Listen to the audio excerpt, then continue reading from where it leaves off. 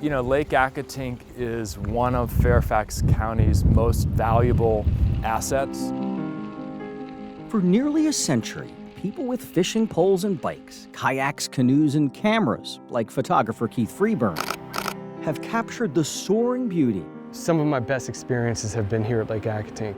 And savored the serenity of Lake Accotink in Springfield, Virginia. It's part of my day. I come here every morning, 6 a.m., ride my bike. Cesar Contreras lives nearby, and he can't imagine a day without the healing properties of this hidden oasis. Not too many people might know about this place, but the people that live around here definitely depend on this place.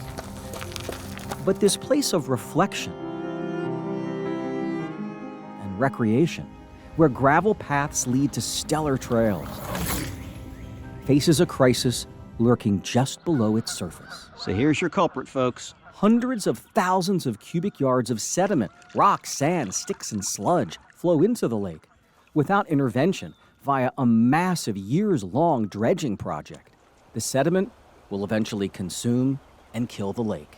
So in 2018, the community was asked, do you want to save Lake Accotink and preserve it as a lake? And the answer was a very resounding yes. So you may be wondering, why is so much silt and sediment going into Lake Accotink? Well, there are two primary culprits, and I'm going to take you to both. The first being this neighborhood off to my right. This large subdivision, built back when stormwater management wasn't really prioritized, sits right above the lake. County leaders say when it rains, runoff pours unabated right into Lake Accotink. The other offender, the lake's main tributary, Accotink Creek. Decades of erosion has forced so much debris into the lake, its average depth is now only 4 feet.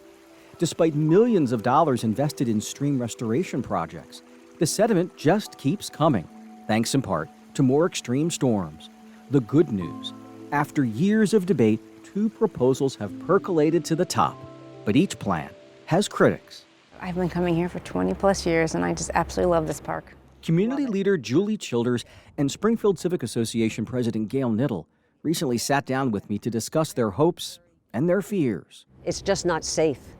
That's the bottom line. It's just not safe. In the first proposal, crews would load dredged up sediment onto trucks in a nearby industrial park, then drive right through Gail Nittle's neighborhood an estimated 190 times a day, 5 days a week, for 3 years. This is not country. This is neighborhoods. These are 2,500 households that live in Crestwood and Lynbrook.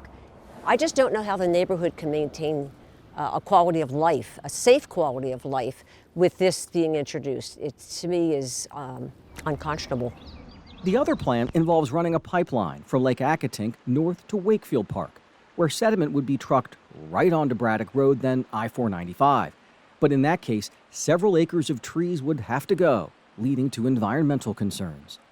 Supervisor James Walkinshaw represents part of this area. If we want to save this lake, which I think the community does, there are going to be some impacts, and we have to go into that with our eyes wide open.